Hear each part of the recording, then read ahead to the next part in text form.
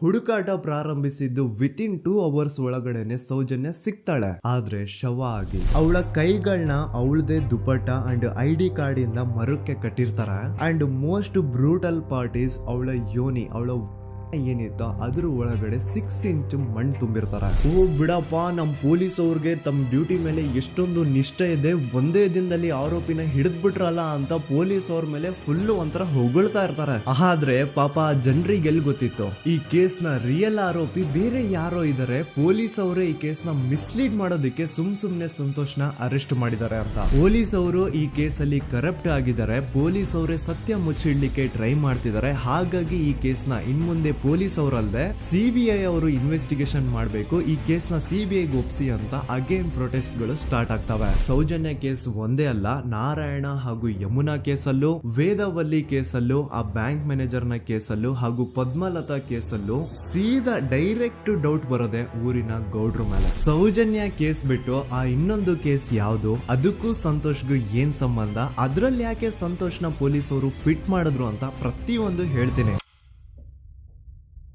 ನಾನು ಈ ಚಾನೆಲ್ ನ ಸ್ಟಾರ್ಟ್ ಮಾಡ್ದಾಗಿಂದ one of the most requested video ಬಂದು ಸೌಜನ್ಯ ಕೇಸ್ ಬಗ್ಗೆ. ಸರಿ, ನಮ್ ದೂತ ಸಭೆಯ ಪ್ರಜೆಗಳು ಇಷ್ಟೊಂದು ಕೇಳ್ತಿದಾರಲ್ಲ, ಈ ಒಂದು ಕೇಸ್ ಬಗ್ಗೆ ವಿಡಿಯೋ ಮಾಡುವ ಅಂತ ಸೌಜನ್ಯ ಕೇಸ್ ಬಗ್ಗೆ ನಾನು ರಿಸರ್ಚ್ ಸ್ಟಾರ್ಟ್ ಮಾಡಿದೆ. ಅಂಡ್ ಟ್ರಸ್ಟ್ ಮೀ, ಎಷ್ಟೊಂದು ಕಾಂಪ್ಲೆಕ್ಸ್ ಈ ಒಂದು ಕೇಸ್ ಇದೆ ಅಂತಂದ್ರೆ ನನ್ ತಲೆನೇ ಕೆಟ್ಬಿಡ್ತು. ಬಟ್ ಡೋಂಟ್ ವರಿ, ನಿಮ್ಗಂತೂ ಪ್ರತಿ ಒಂದನ್ನ ತುಂಬಾ ಸಿಂಪಲ್ ಆಗಿ ಅರ್ಥ ಮಾಡಿಸ್ತೇನೆ. ಅನ್ಕೊಳ್ಳಿ, ಒಂದು ಊರು, ಆ ಊರಲ್ಲಿ ಒಂದು ಗೌಡ್ರ ಕುಟುಂಬ ಇದೆ. ಅಂಡ್ ಆ ಗೌಡ್ರ ಕುಟುಂಬ ತುಂಬಾನೇ ಪವರ್ಫುಲ್, ಲೈಕ್ ನಾವು ಮೂವೀಸ್ ಅಲ್ಲಿ ನೋಡ್ತೀವಲ್ಲ ಹಂಗೆ. ಸೊ ಗೌಡ್ರು ಊರು ಬಂದು ಧರ್ಮಸ್ಥಳ ಅಂತ. ಆ ಒಂದು ಊರಲ್ಲಿ ಇವ್ರಿಗೆ ಸಖತ್ ಕಂಟ್ರೋಲ್ ಇರುತ್ತೆ. ಈವನ್ ಅದೇ ಒಂದು ರೀಜನ್ ಅಲ್ಲಿ ಇರುವಂತಹ ಒಂದು ತುಂಬಾನೇ ಪಾಪ್ಯುಲರ್ ದೇವಸ್ಥಾನನು ಸಹ ಇವರೇ ಕಂಟ್ರೋಲ್ ಮಾಡ್ತಿರ್ತಾರೆ. ಆ ಒಂದು ದೇವಸ್ಥಾನ ಇಂದ ಈ ಗೌಡ್ರ ಕುಟುಂಬಕ್ಕೆ ಎಷ್ಟೊಂದು ದುಡ್ಡು ಬರ್ತಾ ಇರುತ್ತೆ ಅಂತಂದ್ರೆ, ಅದೇ ದುಡ್ಡಲ್ಲಿ ಇವರು ಬೇಜನ್ ಪ್ರೈವೇಟ್ ಪ್ರೈಮರಿ ಅಂಡ್ ಹೈಸ್ಕೂಲ್ಸ್ ನ ಸ್ಥಾಪನೆ ಮಾಡಿರ್ತಾರೆ, ಬೇಜನ್ ಪ್ರೈವೇಟ್ ಮೆಡಿಕಲ್ ಕಾಲೇಜಸ್ ಇರ್ತವೆ, ಅಂಡ್ ಬೇಜನ್ ಪ್ರೈವೇಟ್ ದೊಡ್ಡ ಹಾಸ್ಪಿಟಲ್ಸ್ ಇರ್ತವೆ. ಒಟ್ಟಲ್ಲಿ ಹೇಳ್ಬೇಕು ಅಂತಂದ್ರೆ ದುಡ್ಡಿನ ಸುರಿಮಳೆ ಇವ್ರಿಗೆ. ನೋಡಿ, ನಮ್ಮ ಭಾರತ ದೇಶದಲ್ಲಿ ಒಂದು ಕಾನೂನಿದೆ,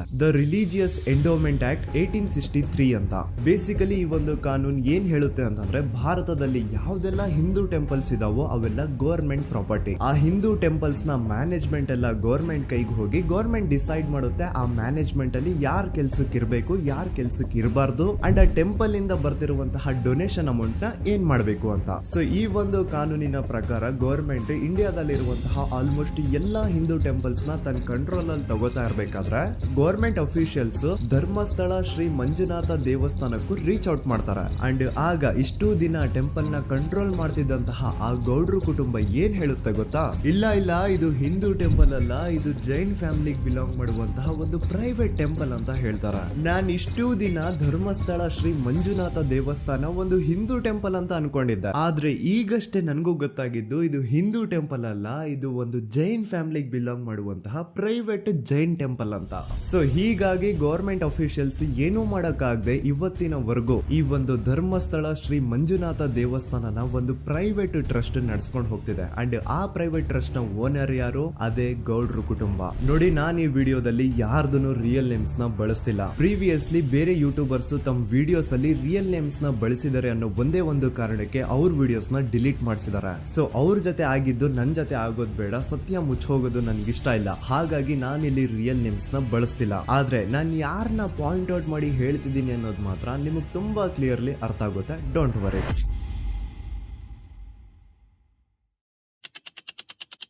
ದಿನಾಂಕ 9/10/2012. A very normal day for everyone except Soujanya.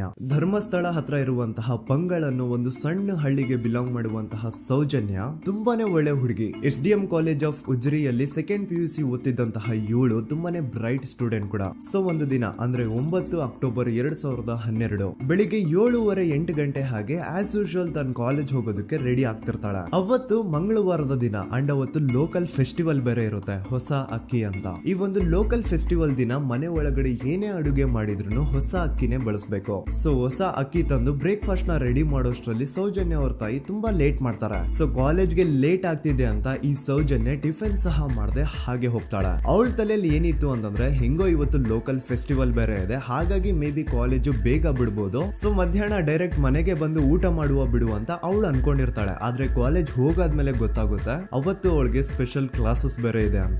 Soujanya breakfast ಕೂಡ ಮಾಡಿರಲ್ಲ ಅಂಡ್ ಲಂಚ್ ಬಾಕ್ಸ್ ಕೂಡ ತಂದಿರಲ್ಲ. ಹಾಗಾಗಿ ಲಂಚ್ ಟೈಮ್ ಅಲ್ಲಿ ಸೌಜನ್ಯನ ಒಬ್ಳು ಫ್ರೆಂಡ್ ಜಾನ್ವಿ ತಾನ್ ತಂದಿರುವಂತಹ ಲಂಚ್ ಬಾಕ್ಸ್ ಅಲ್ಲಿ ಒಂದಿಷ್ಟು ಲಂಚ್ ನ ಆಫರ್ ಮಾಡ್ತಾಳ. ಆದ್ರೆ ಸೌಜನ್ಯ ಪರವಾಗಿಲ್ಲ ನೀನ್ ತಿನ್ನು, ನಾನ್ ಮನೆಗೆ ಹೋಗ್ಬಿಟ್ಟು ಊಟ ಮಾಡ್ಕೊಂತೀನಿ ಅಂತ ಹೇಳ್ತಾಳ. ಸುಮಾರು ಮಧ್ಯಾಹ್ನದ 3:45ಕ್ಕೆ ಕಾಲೇಜ್ ಬಿಡುತ್ತೆ. ಸೌಜನ್ಯ ಕಾಲೇಜ್ ಇಂದ ಬಸ್ ಅಲ್ಲಿ ಬಂದು ನೇತ್ರಾವತಿ ಬಸ್ ಸ್ಟಾಪ್ ಹತ್ರ ಇಳ್ಕೋತಾಳ. ಅವಳ ಜೊತೆ ಅವಳ ಕ್ಲಾಸ್ ಮೇಟ್ಸ್ ಅಂಡ್ ಫ್ರೆಂಡ್ಸ್ ಎಲ್ಲ ಇರ್ತಾರೆ. ಸೊ ಅವ್ರಿಗೆಲ್ಲ ಬಾಯ್ ಹೇಳ್ಬಿಟ್ಟು ಸೌಜನ್ಯ ತನ್ನ ಮನೆ ಕಡೆಗೆ ಹೊರಡ್ತಾಳ. ನೇತ್ರಾವತಿ ಬಸ್ ಸ್ಟಾಪ್ ಇಂದ ಸೌಜನ್ಯ ಮನೆಗೆ 20 ಮಿನಿಟ್ಸ್ ನ ವಾಕ್ ಇರುತ್ತೆ. ಮ್ಯಾಕ್ಸ್ ಟು ಮ್ಯಾಕ್ಸ್ 30 ಮಿನಿಟ್ ಹಿಡಿಬಹುದು. ಸೊ ಸೌಜನ್ಯ ನಡ್ಕೊಂಡು ಮನೆ ಕಡೆಗೆ ಹೋಗ್ತಾ ಇರ್ತಾಳೆ. ಒಂದ್ ಸ್ವಲ್ಪ ದೂರದಲ್ಲಿ ಪ್ರಕೃತಿ ಹಾಸ್ಪಿಟಲ್ ಅಂತ ಒಂದಿರುತ್ತೆ. ಅಲ್ಲಿನ ಸೆಕ್ಯೂರಿಟಿ ಗಾರ್ಡ್ ಸೌಜನ್ಯ ನಡ್ಕೊಂಡು ಹೋಗ್ತಾ ಇರೋದನ್ನ ನೋಡ್ತಾನೆ ಕೂಡ. ನಂತರ ಸೌಜನ್ಯ ಒಂದು 10 ನಿಮಿಷ ಹಂಗೆ ಮುಂದೆ ನಡ್ಕೊಂಡು ಹೋಗಾದ್ಮೇಲೆ ಸೌಜನ್ಯಗೆ ತನ್ನ ಮಾವ ಸಿಗ್ತಾರ. ಅವರು ಸೌಜನ್ಯನ ನೋಡಿ ಮಾತಾಡಿಸ್ತಾರೆ. ಯಾಕಮ್ಮ ಕಾಲೇಜಿಂದ ಇಷ್ಟು ಲೇಟ್ ಬರ್ತಿದೀಯಾ ಅಂತ ಕೇಳ್ತಾರೆ. ಆಗ ಸೌಜನ್ಯ ಇಲ್ಲ ಮಾವ, ಕಾಲೇಜಲ್ಲಿ ಸ್ಪೆಷಲ್ ಕ್ಲಾಸ್ ಇತ್ತು ಹಾಗಾಗಿ ಲೇಟ್ ಆಗ್ಬಿಡ್ತು ಅಂತ ಹೇಳಿ ಒಂದೆರಡು ಮಾತಾಡಿಸಿ ನಂತರ ತನ್ನ ಮನೆ ಕಡೆಗೆ ತಾನು ಹೊರಡ್ತಾಳ. ಈಗ ಆ ಒಂದು ಪಾಯಿಂಟ್ ಇಂದ ಸೌಜನ್ಯಗೆ ತನ್ನ ಮನೆ ಹೋಗ್ಲಿಕ್ಕೆ 10 ನಿಮಿಷ ಬೇಕು. ಮ್ಯಾಕ್ಸ್ ಟು ಮ್ಯಾಕ್ಸ್ 20 ಮಿನಿಟ್ ಅನ್ಕೊಳ್ಳಿ. 3:45ಕ್ಕೆ ಕಾಲೇಜ್ ಬಿಟ್ರೆ ಅರೌಂಡ್ 4:30ಗೆ ಮನೇಲಿ ಇರ್ಬೇಕಾಗಿದ್ದು ಹುಡುಗಿ 6:30-7 ಗಂಟೆ ಆಗಿದ್ರು ಮನೆಗೆ ಸೇರಿರಲ್ಲ. ಸೊ ಮನೇಲಿ ಸೌಜನ್ಯ ಅವ್ರ ತಾಯಿಗೆ ಟೆನ್ಷನ್ ಸ್ಟಾರ್ಟ್ ಆಗುತ್ತೆ. ಏನಪ್ಪ ಈ ಹುಡುಗಿ ಎಷ್ಟೊತ್ತಾದ್ರೂ ಇನ್ನು ಮನೆಗ್ ಬಂದಿಲ್ವಲ್ಲ ಅಂತ. ಸೊ ಅವ್ರೇನ್ ಮಾಡ್ತಾರೆ, ಸೌಜನ್ಯ ಅವ್ರ ತಂದೆ ಕಾಲ್ ಮಾಡ್ಬಿಟ್ಟು ರೀ ಹಿಂಗೆ 3:30-4 ಗಂಟೆಗೆ ಕಾಲೇಜ್ ಇಂದ ಮನೆಗ್ ಬರ್ತಿದ್ದಿದ್ ನಮ್ ಹುಡುಗಿ ಇವತ್ತು 7 ಗಂಟೆ ಆದ್ರೂ ಇನ್ನು ಮನೆಗ್ ಬಂದಿಲ್ಲ, ನೀವು ಸ್ವಲ್ಪ ಬೇಗ ಮನೆಗ್ ಬಂದು ವಿಚಾರಿಸಿ ಅಂತ ಗಾಬ್ರಿಲಿ ಹೇಳ್ತಾರ. ಸರಿ ಅಂತ ಸೌಜನ್ಯ ಅವ್ರ ತಂದೆ ಮನೆಗ್ ಬಂದ್ಬಿಟ್ಟು ಸೌಜನ್ಯನ ಫ್ರೆಂಡ್ಸ್ ಕ್ಲಾಸ್ ಮೇಟ್ಸ್ ಯಾರ್ದೆಲ್ಲ ಅವ್ರ ಹತ್ರ ನಂಬರ್ ಇರುತ್ತೋ ಅವ್ರಿಗೆಲ್ಲ ಕಾಲ್ ಮಾಡ್ಬಿಟ್ಟು ಸೌಜನ್ಯ ಬಗ್ಗೆ ಕೇಳ್ತಾರ. ನಮ್ ಹುಡುಗಿ ಏನಾದ್ರೂ ನಿಮ್ ಮನೆಗ್ ಬಂದಿದ್ದಾಳ ಅಮ್ಮ ಅಂತ. ಆದ್ರೆ ಸೌಜನ್ಯನ ಫ್ರೆಂಡ್ಸ್ ಅಂಡ್ ಕ್ಲಾಸ್ ಮೇಟ್ಸ್ ಎಲ್ಲ ಇಲ್ಲ ಅಂಕಲ್ ನಮ್ಮ ಮನೆಗಂತೂ ಸೌಜನ್ಯ ಏನು ಬಂದಿಲ್ಲ, ಅವಳು ಬಸ್ ಸ್ಟಾಪ್ ಇಂದ ಸೀದಾ ನಿಮ್ ಮನೆ ಕಡೆಗೇನೆ ಹೊರಟ್ಲಲ್ವಾ, ಯಾಕೆ ಇನ್ನೂ ಬಂದಿಲ್ವಾ ಅಂತ ಕೇಳ್ತಾರ. ಆಗ ಸೌಜನ್ಯ ಅವ್ರ ತಂದೆ ಇಲ್ಲಮ್ಮ ಬಂದಿಲ್ಲ ಹಾಗಾಗಿನೇ ಕಾಲ್ ಮಾಡಿರೋದು ಅಂತ ಹೇಳಿ ಕಾಲ್ ಕಟ್ ಮಾಡ್ತಾರ. ದೆನ್ ಸೌಜನ್ಯ ಅವ್ರ ತಂದೆ ಸೌಜನ್ಯ ಅವ್ರ ಮಾವ ಕಾಲ್ ಮಾಡ್ತಾರ. ಅಳಿಯ ಎಲ್ಲಿದ್ಯಾ, ನನ್ ಮಗಳು ಇನ್ನು ಮನೆಗ್ ಬಂದಿಲ್ಲ, ನೀನೇನಾದ್ರೂ ಅವಳನ್ನ ನೋಡ್ದ ಅಂತ ಕೇಳ್ತಾರ. ಆ ಕಡೆಯಿಂದ ಅವರು ಸೌಜನ್ಯನ ಮಾವ ಹೇಳ್ತಾರೆ, ಹ್ಞೂ ನಾನ್ ನೋಡ್ದೆ, 4:15 ಹಾಗೆ ಆ ಹುಡುಗಿ ಕಾಲೇಜ್ ಇಂದ ಬರ್ಬೇಕಾದ್ರೆ ನನಗ್ ಕಾಣಿಸಿದ್ಲು, ನಾನ್ ಸ್ವಲ್ಪ ಮಾತಾಡ್ದೆ ಅವಳ ಹತ್ರ, ಅದಾದ್ಮೇಲೆ ಅವಳು ಮನೆ ಕಡೆ ಹೋದ್ಲಲ್ಲ, ಯಾಕೆ ಇನ್ನೂ ಬಂದಿಲ್ವಾ ಅಂತ ಅವರೇ ಉಲ್ಟಾ ಕ್ವಶನ್ ಕೇಳ್ತಾರ. ಈ ಕಡೆ ಸೌಜನ್ಯ ಅವ್ರ ತಂದೆ ಇಲ್ಲ 7 ಗಂಟೆ ಆದ್ರೂ ಮಗು ಇನ್ನು ಮನೆಗ್ ಬಂದಿಲ್ಲ, ನಮ್ಗೆ ಯಾಕೋ ತುಂಬಾ ಗಾಬರಿ ಆಗ್ತಿದೆ, ನೀನೊಂದ್ ಕೆಲ್ಸ ಮಾಡು ನಮ್ಮವ್ರನ್ನೆಲ್ಲ ಸೇರ್ಸು ಎಲ್ರೂ ಸೇರಿ ಹುಡುಕುವ ಅವಳನ್ನ ಅಂತ ಸುಮಾರು ರಾತ್ರಿ 7 ಗಂಟೆಯಿಂದ ಹಿಡಿದು 11 ಗಂಟೆವರೆಗೂ ಸೌಜನ್ಯನ ಮನೆಯವರು ಅಂಡ್ ಊರಿನ ಜನ 200-300 ಜನ ಸೇರ್ಕೊಂಡು ಸೌಜನ್ಯನ ಹುಡುಕ್ತಾರೆ. ಆದ್ರೆ ಸೌಜನ್ಯನ ಒಂದು ಸುಳಿವು ಸಿಗಲ್ಲ. ಸೊ ಕೊನೆಗೆ ಸಹಾಯ ಕೇಳ್ತಾ ರಾತ್ರಿ 11 ಗಂಟೆ ಹಾಗೆ ಸೌಜನ್ಯನ ತಂದೆ ತಾಯಿ ಅಂಡ್ ಊರಿನ ಜನ ಎಲ್ಲ ಬೆಳ್ತಂಗಡಿ ಪೊಲೀಸ್ ಸ್ಟೇಷನ್ ಹತ್ರ ಹೋಗ್ತಾರ. ಅಲ್ಲಿ ಪೊಲೀಸ್ ಅವ್ರ ಹತ್ರ ಕಾಲೇಜ್ ಹೋಗಿದ್ ನಮ್ ಹುಡುಗಿ ಇಷ್ಟೊತ್ತಾದ್ರೂ ಇನ್ನು ಮನೆಗ್ ಬಂದಿಲ್ಲ, ಎಷ್ಟು ಹುಡುಕಿದ್ರು ಸಿಗ್ತಾ ಇಲ್ಲ, ಸೊ ಪ್ಲೀಸ್ ಒಂದು ಮಿಸ್ಸಿಂಗ್ ರಿಪೋರ್ಟ್ ನ ಫೈಲ್ ಮಾಡಿ ನಮ್ ಹುಡುಗಿನ ಹುಡುಕೊಡಿ ಅಂತ ಕೇಳ್ಕೊತಾರ. ಆದ್ರೆ ಪೊಲೀಸ್ ಅವರು ಒಪ್ಪಲ್ಲ. ಇಲ್ಲ ಯಾವುದೇ ಪರ್ಸನ್ ಮಿಸ್ಸಿಂಗ್ ಆದ್ರೆ ಆಫ್ಟರ್ 24 ಅವರ್ಸ್ ಆದ್ಮೇಲೆನೆ ರಿಪೋರ್ಟ್ ಫೈಲ್ ಮಾಡಕ್ಕಾಗೋದು. ಸೊ ನೀವ್ ಒಂದ್ ಕೆಲ್ಸ ಮಾಡಿ, ಈಗ ಮನೆಗ್ ಹೋಗಿ ನಾಳೆ ಬೆಳಿಗ್ಗೆವರೆಗೂ ನೋಡಿ, ನಾಳೆ ಬೆಳಿಗ್ಗೆವರೆಗೂ ನಿಮ್ ಮಗಳು ನಿಮ್ ಮನೆಗ್ ಬಂದಿಲ್ಲ ಅಂತಂದ್ರೆ ಆಗ ಬಂದ್ಬಿಟ್ಟು ಮಿಸ್ಸಿಂಗ್ ರಿಪೋರ್ಟ್ ನ ಫೈಲ್ ಮಾಡಿಸಿ ಅಂತ ಹೇಳಿ ಕಳಿಸ್ತಾರ. ಆಗ ಆಲ್ಮೋಸ್ಟ್ ಮಿಡ್ ನೈಟ್ ಆಗಿರೋದ್ರಿಂದ ಅಂಡ್ ಮಳೆ ಬೇರೆ ತುಂಬಾ ಜೋರಾಗಿ ಬರ್ತಾ ಇರುತ್ತೆ. ಸೊ ಈ ಸಿಚುವೇಶನ್ ಅಲ್ಲಿ ಸೌಜನ್ಯನ ಹುಡುಕ್ಲಿಕ್ಕೆ ಆಗಲ್ಲ. ನಾಳೆ ಬೆಳಿಗ್ಗೆ ಸೇರ್ಕೊಂಡು ಅಗೇನ್ ಎಲ್ರು ಸೌಜನ್ಯನ ಹುಡುಕುವ ಅಂತ ಸೌಜನ್ಯನ ಮನೆಯವರು ಅಂಡ್ ಊರಿನ ಜನ ಎಲ್ರು ತಮ್ಮ ಮನೆಗೆ ಹೋಗ್ಬಿಡ್ತಾರ. ನೆಕ್ಸ್ಟ್ ದಿನ ಅಂದ್ರೆ 10 ಅಕ್ಟೋಬರ್ 2012 ಬುಧವಾರದ ದಿನ ಬೆಳಿಗ್ಗೆ 10 ಗಂಟೆ ಹಾಗೆ ಸೌಜನ್ಯನ ಮನೆಯವರು ಅಂಡ್ ಊರಿನ 200-300 ಜನ ಸೇರ್ಕೊಂಡು ಅಗೇನ್ ಸೌಜನ್ಯಗೋಸ್ಕರ ಹುಡುಕಾಟ ಸ್ಟಾರ್ಟ್ ಮಾಡ್ತಾರ. ಹುಡುಕಾಟ ಪ್ರಾರಂಭಿಸಿದ್ದು ವಿತಿನ್ 2 ಅವರ್ಸ್ ಒಳಗಡೆನೆ ಸೌಜನ್ಯ ಸಿಗ್ತಾಳೆ. ಆದ್ರೆ ಶವ ಆಗಿ ಆ 200-300 ಊರಿನ ಜನ ಎಲ್ಲ ಸೇರ್ಕೊಂಡು ಏನ್ ಸೌಜನ್ಯನ ಹುಡುಕ್ತಾ ಇದ್ರು ಅದರಲ್ಲಿ ಯಾರೋ ಒಬ್ರಿಗೆ ಸೌಜನ್ಯನ ಮನೆಯಿಂದ ಕೇವಲ 10 ನಿಮಿಷ ದೂರದಲ್ಲಿರುವಂತಹ ಒಂದು ಹಳ್ಳನ ದಡದಲ್ಲಿ ಸೌಜನ್ಯ ಮೃತದೇಹ ಸಿಗುತ್ತಾ. ಈಗ ಸತ್ತಿರುವಂತಹ ಸೌಜನ್ಯನ ಡೆಡ್ ಬಾಡಿ ಯಾವ ಒಂದು ಕಂಡೀಷನ್ ಅಲ್ಲಿ ಇತ್ತು ಅಂತ ಹೇಳ್ತೀನಿ, ಸ್ವಲ್ಪ ಗಮನ ಇಟ್ಟು ಕೇಳಿಸ್ಕೊಳ್ಳಿ. ಅವಳ ಕೈಗಳನ್ನ ಅವಳದೇ ದುಪಟ್ಟ ಅಂಡ್ ID ಕಾರ್ಡ್ ಇಂದ ಮರಕ್ಕೆ ಕಟ್ಟಿರ್ತಾರ. ಅವಳ ಬಾಡಿ ಎಲ್ಲ ನೇಕೆಡ್ ಇರುತ್ತೆ, ಮೈ ಮೇಲೆ ಸರಿಯಾದ ಬಟ್ಟೆ ಇರಲ್ಲ, ಮೈ ಮೇಲೆ ಮಲ್ಟಿಪಲ್ ಕಟ್ ಮಾರ್ಕ್ಸ್ ಇರುತ್ತೆ, ತುಂಬಾ ಜೋರಾಗಿ ಹೊಡೆದಿರುವಂತಹ ಗಾಯಗಳು ಮೈ ಮೇಲೆ ಎದ್ದು ಕಾಣಿಸ್ತಿರ್ತವೆ. ಅವಳ ರಿಪ್ಸ್ ಎದೆ ಭಾಗದ ಮೂಳೆಗಳೆಲ್ಲ ಮುರಿದು ಹೋಗ್ಬಿಟ್ಟಿರ್ತವೆ. And most brutal part is ಅವಳ ಯೋನಿ, ಅವಳ ಏನಿತ್ತು ಅದ್ರ ಒಳಗಡೆ 6 ಇಂಚ್ ಮಣ್ಣು ತುಂಬಿರ್ತಾರೆ. ಆ ಬಾಡಿ ಕಂಡೀಷನ್ ನ ನೋಡಿದಾದ್ಮೇಲೆ ಒಂದಂತೂ ತುಂಬಾ ಕ್ಲಿಯರ್ ಆಗಿ ಅರ್ಥ ಆಗುತ್ತೆ, ಅವಳನ್ನ ಯಾರೋ ತುಂಬಾ ಫೋರ್ಸ್ಫುಲಿ ಮಾಡಿ ನಂತರ ನಿರ್ದಯವಾಗಿ ಸಾಯಿಸಿದ್ದಾರೆ ಅಂತ. ಇಲ್ಲಿ ಕ್ರಿಮಿನಲ್ಸ್ ನ ಬುದ್ಧಿವಂತಿಕೆ ನೋಡಿ ಪೊಲೀಸ್ ಅವ್ರಿಗೆ ಏನೂ ಸುಳಿವು ಸಿಗ್ಬಾರ್ದು ಅಂತ ಅವಳ ಯೋನಿ ಒಳಗಡೆ 6 ಇಂಚ್ ಅಷ್ಟು ಮಣ್ಣು ತುಂಬ ಹೋಗಿರ್ತಾರೆ. ಸೊ ದೆನ್ ಪೊಲೀಸ್ ಅವ್ರಿಗೆ ವಿಷಯ ಗೊತ್ತಾಗುತ್ತೆ. ಅವರು ಸ್ಪಾಟ್ ಗೆ ಬಂದು ಸೌಜನ್ಯನ ಬಾಡಿನ ರಿಕವರ್ ಮಾಡಿ ಆ ಒಂದು ಸ್ಪಾಟ್ ನ ಕಂಪ್ಲೀಟ್ ಸೀಸ್ ಮಾಡ್ತಾರೆ. ಒಬ್ಳು ಸಾಮಾನ್ಯ ಮಿಡಲ್ ಕ್ಲಾಸ್ ಹುಡುಗಿ, ಒಬ್ಳು ವೆರಿ ಬ್ರೈಟ್ ಸ್ಟೂಡೆಂಟ್ ನ ಈ ಮಟ್ಟಿಗೆ ಇಷ್ಟು ನಿರ್ದಯವಾಗಿ ಸಾಯಿಸಿರೋದು ಯಾರು?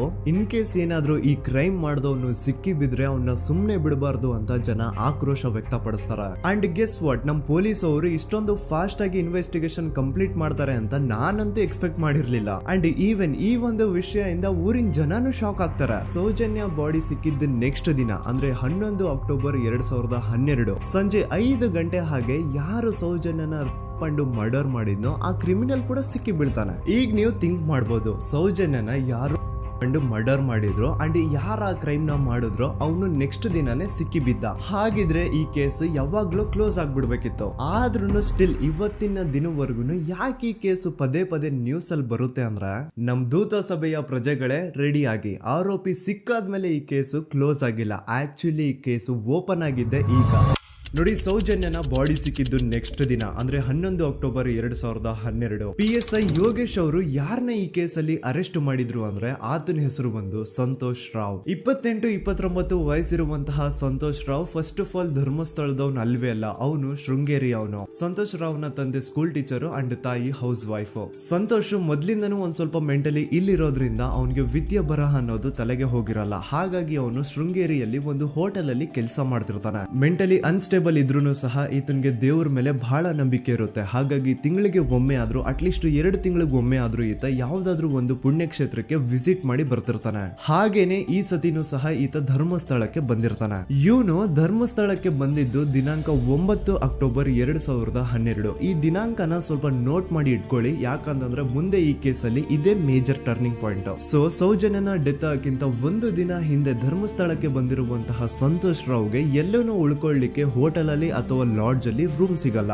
ರೀಸನ್ ಇಷ್ಟೇ, ಸಂತೋಷ್ ರಾವ್ ನೋಡ್ಲಿಕ್ಕೆ ಸ್ವಲ್ಪ ಮೆಂಟಲಿ ಅನ್ಸ್ಟೇಬಲ್ ಪರ್ಸನ್ ತರ ಇರ್ತಾನೆ. ಅವನ ಅವತಾರ, ಅವನ ವೇಷಭೂಷಣ ಅಷ್ಟು ಸರಿ ಇರಲ್ಲ. ಹಾಗಾಗಿ ಇವನ್ಗೆ ಯಾವುದೇ ಒಂದು ಹೋಟೆಲ್ ಅಲ್ಲಿ ಅಥವಾ ಲಾಡ್ಜ್ ಅಲ್ಲಿ ಎಲ್ಲಿನೂ ರೂಮ್ ಸಿಗಲ್ಲ. ಸೊ ಉಳ್ಕೊಳ್ಳೋಕೆ ಜಾಗ ಸಿಗದೆ ಇವನೇನ್ ಮಾಡ್ತಾನೆ, ಅಲ್ಲೇ ಹತ್ರದಲ್ಲಿರುವಂತಹ ಬಾಹುಬಲಿ ಬೆಟ್ಟಕ್ಕೆ ಹೋಗಿ ಅಲ್ಲಿರುವಂತಹ ಬಾಹುಬಲಿ ಸ್ಟ್ಯಾಚು ಹತ್ರನೇ ಆಶ್ರಯ ತಗೊಳ್ತಾನೆ. ಅಂಡ್ 1-2 ದಿನ ಅವನು ಅಲ್ಲೇ ಉಳ್ಕೋತಾನೆ ಕೂಡ. ಡೇ ಟೈಮ್ ಅಲ್ಲಿ ಧರ್ಮಸ್ಥಳಕ್ಕೆ ಬಂದು ಧರ್ಮಸ್ಥಳ ಶ್ರೀ ಮಂಜುನಾಥ ದೇವಸ್ಥಾನದಲ್ಲಿದ್ದು ಅಲ್ಲೇ ಪ್ರಸಾದ ಊಟ ಎಲ್ಲ ಮಾಡಿ ನಂತರ ನೈಟ್ ಆಗ್ತಿದ್ದಂಗೆ ಬಾಹುಬಲಿ ಬೆಟ್ಟಕ್ಕೆ ಹೋಗಿ ಆ ಸ್ಟ್ಯಾಚು ಹತ್ರನೇ ಮಲ್ಕೊಳ್ತಿರ್ತಾನೆ.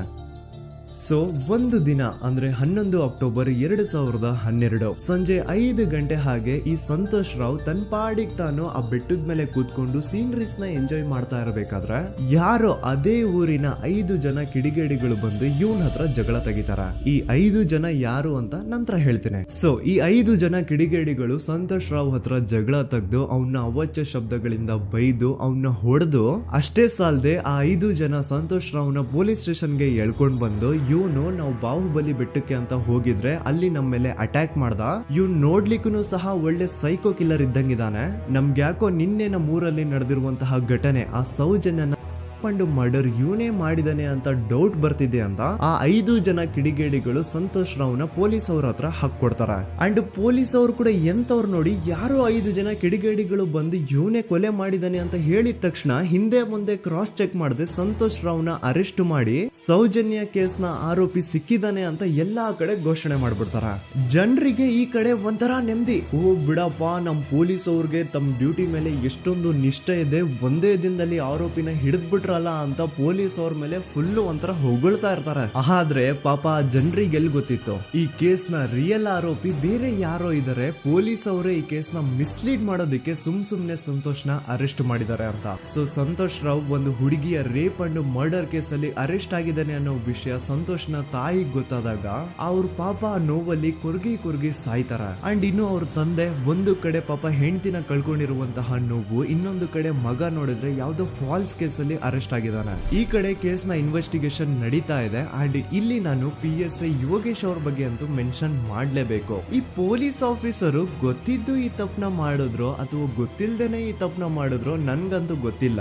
ಸೊ ಇವ್ರು ಏನ್ ಮಾಡ್ತಾರೆ ಅಂತಂದ್ರೆ, ಸೌಜನ್ಯನ ಬಾಡಿನ ಪೋಸ್ಟ್ ಮಾರ್ಟಮ್ ಗೆ ಕಳಿಸಿದಾಗ ಡಾಕ್ಟರ್ಸ್ ಹಂಗೋ ಹಿಂಗೋ ಮಾಡಿ ಇಂದ ಕೆಲವೊಂದು ಸ್ಪರ್ಮ್ ನ ಸ್ಯಾಂಪಲ್ಸ್ ಕಲೆಕ್ಟ್ ಮಾಡ್ತಾರೆ. ಅದನ್ನ ಅವರು PSI ಯೋಗೇಶ್ಗೆ ಕೊಟ್ಟು ಇದನ್ನ ವಿತಿನ್ 72 ಅವರ್ಸ್ ಒಳಗಡೆ ಇನ್ನೊಂದು ಲ್ಯಾಬ್ ಗೆ ಸಬ್ಮಿಟ್ ಮಾಡಿ ಅಂತ ತುಂಬಾ ಕ್ಲಿಯರ್ ಆಗಿ ಹೇಳ್ತಾರೆ. ಆದ್ರೆ PSI ಯೋಗೇಶ್ ಆ ಸ್ಪರ್ಮ್ ಸ್ಯಾಂಪಲ್ಸ್ ನ ವಿತಿನ್ 72 ಅವರ್ಸ್ ಒಳಗಡೆ ಲ್ಯಾಬ್ ಕಳ್ಸೋದಿರ್ಲಿ, ಅದನ್ನ 12 ದಿನ ಆದ್ಮೇಲೆ ಲ್ಯಾಬ್ ಕಳಿಸ್ತಾರೆ. ಅಷ್ಟೊತ್ತಿಗೆ ಆಲ್ರೆಡಿ ಆ ಸ್ಪರ್ಮ್ ಸ್ಯಾಂಪಲ್ಸ್ ಗೆಲ್ಲ ಫಂಗಸ್ ಹಿಡಿದು ಅದು ಅನ್ಫಿಟ್ ಫಾರ್ ಟೆಸ್ಟಿಂಗ್ ಅಂತ ಬರುತ್ತೆ. ಈಗ ನೀವೇ ಹೇಳಿ, ಎಂತ ಡಂಬೆಸ್ಟ್ ಪರ್ಸನ್ ಪೊಲೀಸ್ ಆಫೀಸರ್ ಆಗಿದ್ರು ಅವನ ಹತ್ರ ಒಂದು ಮರ್ಡರ್ ಕೇಸ್ ಬಂದಾಗ ಅವನ ಹತ್ರ ಇರೋ ಮೇನ್ ಸಾಕ್ಷಿನೇ, ಮೇನ್ ಎವಿಡೆನ್ಸ್ ಆ ಹುಡುಗಿಯ ಇಂದ ಕಲೆಕ್ಟ್ ಆಗುವಂತಹ ಸ್ಪರ್ಮ್ ಸ್ಯಾಂಪಲ್ಸ್. ಸೊ ಅದನ್ನ ಮೊದಲು ಲ್ಯಾಬ್ ಕಳಿಸಿ ಅದನ್ನ ಐಡೆಂಟಿಫೈ ಮಾಡೋದು ಪೊಲೀಸ್ ಅವರ ಫಸ್ಟ್ ಡ್ಯೂಟಿ. ಆದ್ರೆ ಇಲ್ಲಿ PSI ಯೋಗೇಶ್ ಅವರು ಇದನ್ನೇ ಮರ್ತು ಹೋದ್ರು ಅಂತ ನೋಡಿ. ಯಾವುದೇ ಒಂದು ಕೇಸ್ ಅಲ್ಲಿ ಪೊಲೀಸ್ ಅವರು ಆದಷ್ಟು ಎವಿಡೆನ್ಸ್ ನ ಕಲೆಕ್ಟ್ ಮಾಡೋದಕ್ಕೆ ಟ್ರೈ ಮಾಡ್ತಾರೆ.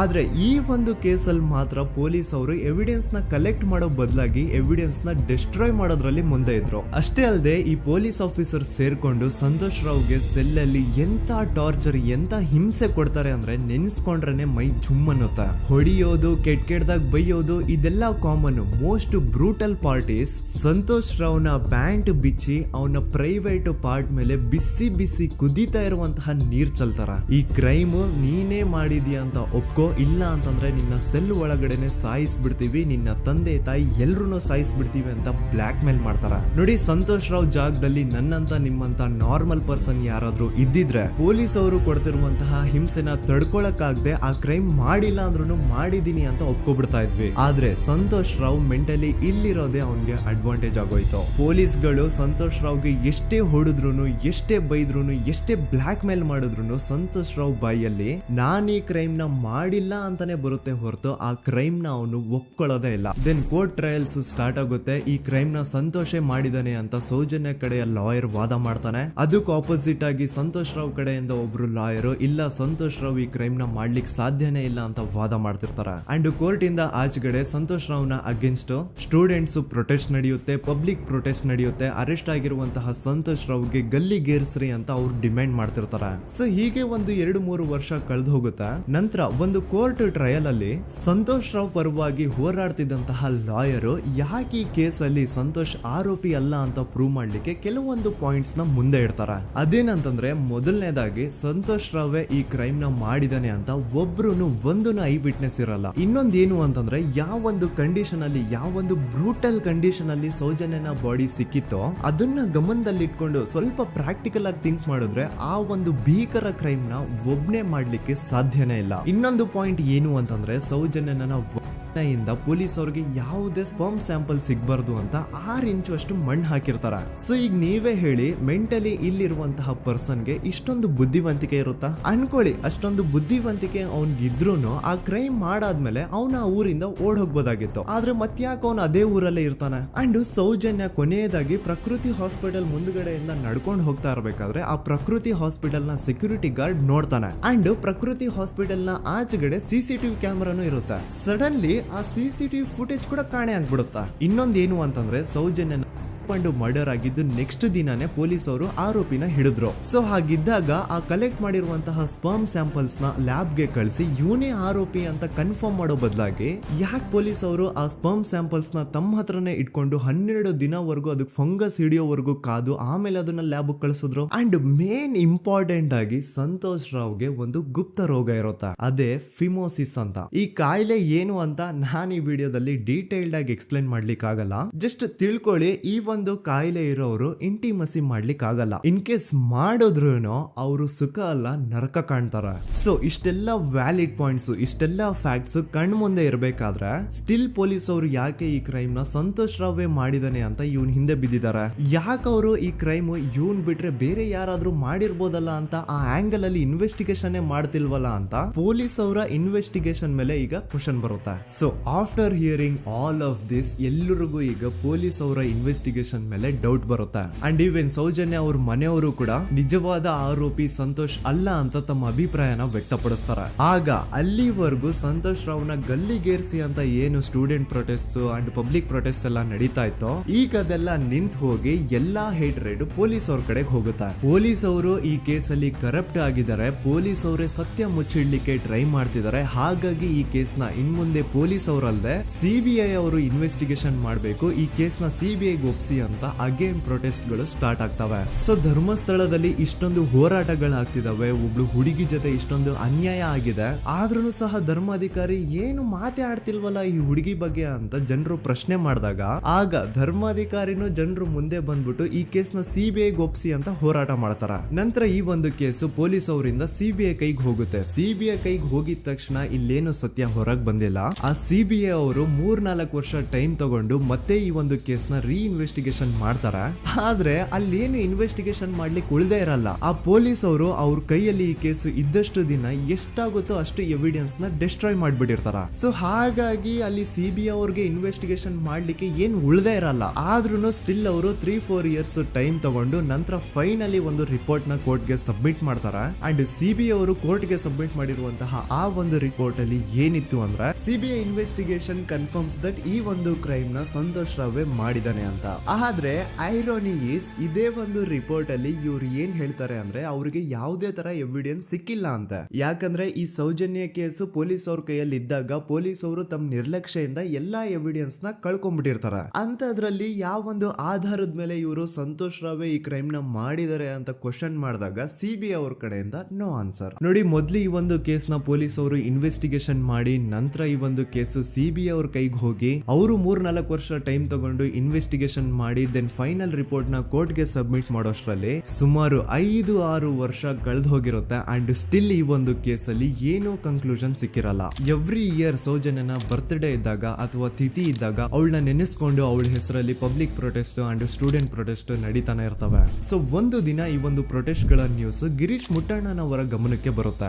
ಯಾರು ಈ ಗಿರೀಶ್ ಮುಟ್ಟಣ್ಣನವರ ಅಂದ್ರೆ ಇವರು very honest X police man. ನೀವು ನಂಬಲ್ಲ, ಇವ್ರು ಪೊಲೀಸ್ ಆಫೀಸರ್ ಇದ್ದಾಗ ಪಬ್ಲಿಕ್ ಅಲ್ಲಿ ಒಬ್ಬ MLA ಹೊಡೆದಿರ್ತಾರ. ಅಷ್ಟೇ ಅಲ್ಲ, ಪೊಲೀಸ್ ಡಿಪಾರ್ಟ್ಮೆಂಟ್ ಅಲ್ಲಿ ಕರಪ್ಷನ್ ಇದೆ, ಕರಪ್ಷನ್ ಇದ್ದಿದ್ ಕಡೆ ನಾನ್ ಇರಲ್ಲ ಅಂತ ಹೇಳ್ಬಿಟ್ಟು ತಮ್ಮ ಪೊಲೀಸ್ ಡ್ಯೂಟಿನ ಬಿಟ್ಬಿಟ್ಟು ಈಗ ಸಮಾಜದಲ್ಲಿ ಏನೇ ಅನ್ಯಾಯ ಆಗಿದ್ರು ಅದ್ರ ಅಗೇನ್ಸ್ಟ್ ವಾಯ್ಸ್ ರೈಸ್ ಮಾಡ್ತಿದಾರ. ಸೊ ಈ ಗಿರೀಶ್ ಮುಟ್ಟಣ್ಣನವರಿಗೆ ಸೌಜನ್ಯ ಕೇಸ್ ಬಗ್ಗೆ ಗೊತ್ತಾದಾಗ ಅವ್ರಿಗೆ ಈ ಕೇಸು ತುಂಬಾನೇ ಕಾಡುತ್ತೆ. ಅಲ್ಲ, ಇಷ್ಟೊಂದು ವರ್ಷಗಳಾಗೋಯ್ತು ಆ ಹುಡುಗಿ ಜೊತೆ ಅನ್ಯಾಯ ಆಗಿ, ಸ್ಟಿಲ್ ಈ ಒಂದು ಕೇಸ್ ನ ಕನ್ಕ್ಲೂಷನ್ ಸಿಕ್ತಿಲ್ವಲ್ಲ, ಏನ್ ನಡೀತಿದೆ ಧರ್ಮಸ್ಥಳದಲ್ಲಿ ಅರ್ಥ ಆಗ್ತಿಲ್ವಲ್ಲ ಅಂತ ಈ ಗಿರೀಶ್ ಅವರು ತಮ್ಮ ಹಳೆ ಪೊಲೀಸ್ ಕಾಂಟ್ಯಾಕ್ಟ್ಸ್ ನ ಯೂಸ್ ಮಾಡ್ಕೊಂಡು ಆ ಸೌಜನ್ಯ ಕೇಸ್ ಫೈಲ್ ನ ಒಂದು ಕಾಪಿನ ತಮ್ಮ ಹತ್ರ ತರಿಸ್ಕೋತಾರ. ಆ ಒಂದು ಕೇಸ್ ಫೈಲ್ ಅಲ್ಲಿ ಸೌಜನ್ಯ ಬಗ್ಗೆ ಅಷ್ಟೇ ಅಲ್ಲದೆ ಸಂತೋಷ್ ರಾವ್ ಬಗ್ಗೆನೂ ಇನ್ಫಾರ್ಮೇಶನ್ ಇರುತ್ತೆ. ಅಂಡ್ ಗಿರೀಶ್ ಅವರು ಸಂತೋಷ್ ಬಗ್ಗೆ ಇರುವಂತಹ ಇನ್ಫಾರ್ಮೇಶನ್ ನೋಡ್ತಾ ಇರ್ಬೇಕಾದ್ರೆ ಅವರು ಒಂದು ವಿಷಯನ ನೋಟಿಸ್ ಮಾಡ್ತಾರ. ಅದೇನಂತಂದ್ರೆ ಪೊಲೀಸ್ ಅವರು ಸಂತೋಷ್ ರಾವ್ನ ಬರೀ ಸೌಜನ್ಯ ಕೇಸಲ್ಲಿ ಒಂದೇ ಫಿಟ್ ಮಾಡಿರಲ್ಲ, ಸೌಜನ್ಯ ಸಾಯೋಕ್ಕಿಂತ 20 ದಿನ ಹಿಂದೆ ಧರ್ಮಸ್ಥಳದಲ್ಲೇ ನಡೆದಿರುವಂತಹ ಒಂದು ಕ್ರೈಮ್ ಅಲ್ಲಿನೂ ಸಹ ಸಂತೋಷ್ ರಾವ್ ಆರೋಪಿ ಅಂತ ಮೆನ್ಷನ್ ಮಾಡಿರ್ತಾರ. ಸೊ ಸೌಜನ್ಯ ಕೇಸ್ ಬಿಟ್ಟು ಆ ಇನ್ನೊಂದು ಕೇಸ್ ಯಾವುದು, ಅದಕ್ಕೂ ಸಂತೋಷ್ಗೂ ಏನ್ ಸಂಬಂಧ, ಅದ್ರಲ್ಲಿ ಯಾಕೆ ಸಂತೋಷ್ನ ಪೊಲೀಸ್ ಅವರು ಫಿಟ್ ಮಾಡಿದ್ರು ಅಂತ ಪ್ರತಿಯೊಂದು ಹೇಳ್ತೀನಿ. ಆದ್ರೆ ನಾನಿಲ್ಲಿ ಯಾರ್ದೂ ರಿಯಲ್ ನೇಮ್ಸ್ ನ ಬಳಸಲ್ಲ. ಯಾಕಂದ್ರೆ ಮುಂದೆ ಕೇಸಲ್ಲಿ ತುಂಬಾ ದೊಡ್ಡ ಪವರ್ಫುಲ್ ವ್ಯಕ್ತಿಗಳ ಹೆಸರುಗಳು ಬರ್ತವೆ. ಅಂಡ್ ನನ್ ವಿಡಿಯೋ ಯೂಟ್ಯೂಬ್ ಇಂದ ಡಿಲೀಟ್ ಆಗೋದು ನನ್ಗೆ ಇಷ್ಟ ಇಲ್ಲ. ಹಾಗಾಗಿ ನಾನಿಲ್ಲಿ ಯಾರ್ದೂ ರಿಯಲ್ ನೇಮ್ಸ್ ನ ಬಳಸ್ತಿಲ್ಲ. ಬಟ್ ಯಾರ ಬಗ್ಗೆ ಹೇಳ್ತಿದ್ದೀನಿ ಅಂತ ಒಂದ್ ಸ್ವಲ್ಪ ನೀವೇ ಅರ್ಥ ಮಾಡ್ಕೊಳ್ಳಿ.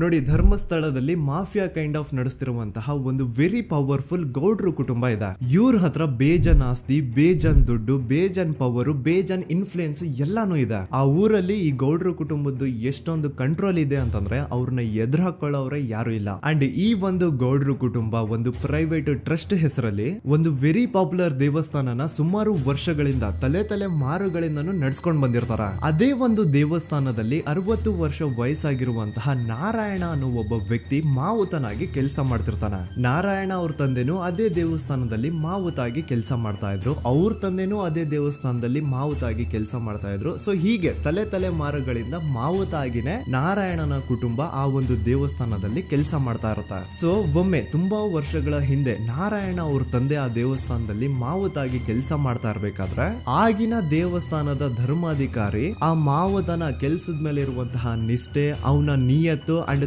ತಲೆಮಾರುಗಳಿಂದ ಅವರು ದೇವಸ್ಥಾನಕ್ಕೆ ಸಲ್ಲಿಸ್ತಿರುವಂತಹ ಸೇವೆನ ಮೆಚ್ಚಿ ಆ ಧರ್ಮಾಧಿಕಾರಿ ಆ ನಾರಾಯಣ ಅವ್ರ ತಂದೆ ಆ ಮಾವುತನಿಗೆ ಒಂದು ಜಮೀನ್ ಕೊಡ್ತಾರೆ ಆಸ್ ಎ ಗಿಫ್ಟ್ ಆಗಿ. ಸೊ ಈಗ ಫ್ಲಾಶ್ ಬ್ಯಾಕ್ ಇಂದ ಒಂದ್ ಸ್ವಲ್ಪ ಮುಂದೆ ಬರುವ 2010-11ರಲ್ಲಿ ಯಾವೊಂದು ಜಮೀನ್ ಆಗಿನ ಧರ್ಮಾಧಿಕಾರಿ ನಾರಾಯಣ ಅವ್ರ ತಂದೆಗೆ ಆಸ್ ಎ ಗಿಫ್ಟ್ ಆಗಿ ಕೊಟ್ಟಿದ್ರು, ಈಗ ನಾರಾಯಣ ಅವ್ರ ತಂದೆ ಸತ್ ಹೋಗಿ ಆ ಒಂದು ಜಮೀನು ನಾರಾಯಣ ಹೆಸರಿಗೆ ಆಗಿರುತ್ತೆ. ಅಂಡ್ ಆಗಷ್ಟೇ ಗೊತ್ತಾಗುತ್ತೆ ಆ ಜಮೀನ್ ವೆರಿ ಆಪೋಸಿಟ್ ಒಂದು ದೊಡ್ಡ ಹೈವೇ ಬರ್ತಿದೆ ಅಂಡ್ ಅದರಿಂದ ಜಮೀನ್ ರೇಟು 10 ಪಟ್ಟು ಜಾಸ್ತಿ ಆಗುತ್ತೆ ಅಂತ. ಸೊ ಈ ವಿಷಯ ಗೊತ್ತಾಗಿ ನೋಡಿ ದಾನ ಮಾಡದಂತಹ ಧರ್ಮಾಧಿಕಾರಿ ಅಂತೂ ಸತ್ ಹೋದ್ರು, ಆದ್ರೆ ಅವ್ರ ಮುಂದಿನ ಪೀಳಿಗೆ ಅವ್ರಿಗೆ ಈ ಜಮೀನ್ ಮೇಲೆ ಕಣ್ಬಿದ್ದು ನಾರಾಯಣ ಅವ್ರ ಹತ್ರ ಆ ಜಾಗನ ವಾಪಸ್ ಕೇಳ್ತಾರ. ಆದ್ರೆ ನಾರಾಯಣ ಕೊಡಲ್ಲ. ಇಲ್ಲ ನಾನ್ ಯಾಕೆ ಕೊಡ್ಲಿ, ನಮ್ ತಂದೆಯಿಂದ ಸಿಕ್ಕಿರುವಂತಹ ಜಮೀನ್ ಇದು, ನಮ್ ತಂದೆಯ ಕೊನೆ ಗುರುತು ಇದು ನನ್ನ ಹತ್ರ ಇರೋದು, ಸೊ ಇದನ್ನ ನಾನು ಯಾವುದೇ ಕಾರಣಕ್ಕೂ ಬಿಟ್ಕೊಡಲ್ಲ ಅಂತ ಆ ಗೌಡ್ರು ಕುಟುಂಬನ ನಾರಾಯಣ ಎದುರು ಹಾಕೋತಾರ.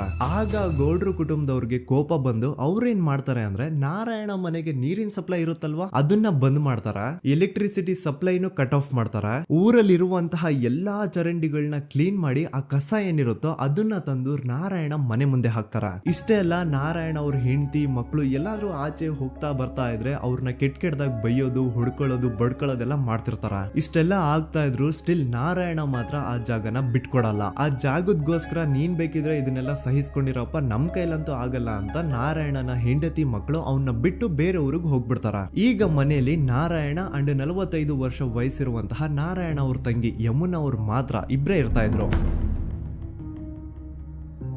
ಸೊ ಒಂದೊಳ್ಳೆ ಅವಕಾಶ ನೋಡ್ಕೊಂಡು 21 ಸೆಪ್ಟೆಂಬರ್ 2012 ಮನೆಯಲ್ಲಿ ನಾರಾಯಣ ಹಾಗೂ ಯಮುನಾ ಇರ್ಬೇಕಾದ್ರೆ ಯಾರೋ ಮನೆ ಒಳಗಡೆ ನುಗ್ಗಿ ನಾರಾಯಣನ್ಗೆ ಹೊಡೆದು ಯಮುನಾಗೂ ಸಹ ಹೊಡೆದು ನಂತರ ಅವಳು ಮಾಡಿ ದೆನ್ ನಾರಾಯಣ ಹಾಗೂ ಯಮುನನ ತಲೆನ ಒಂದು ರುಬ್ಬೋ ಗುಂಡಿಂದ ಚಚ್ಚಿ ಸಾಯಿಸ್ಬಿಡ್ತಾರ. ಈ ಕೊಲೆ ಆಗಿದ್ದು ಕಳ್ಳತನಗೋಸ್ಕರ ಅಂತ ಪೊಲೀಸ್ ಅವರು ತಮ್ಮ ರಿಪೋರ್ಟ್ ಅಲ್ಲಿ ಬರೀತಾರ. ಆದ್ರೆ ಪಾಯಿಂಟ್ ಏನ್ ಗೊತ್ತಾ, ಆ ಮನೇಲಿ ಒಂದ್ ಸ್ವಲ್ಪನೂ ಹಣ ಆಗ್ಲಿ ಅಥವಾ ಬಂಗಾರ ಆಗ್ಲಿ ಕಳ್ಳತನ ಆಗಿರಲ್ಲ. ಕಳ್ಳತನ ಆಗಿರೋದು ಕೇವಲ ಆ ಮೇನ್ ರೋಡ್ ಅಲ್ಲಿ ಇದ್ದಂತಹ ಪ್ರಾಪರ್ಟಿ ಪೇಪರ್ಸ್.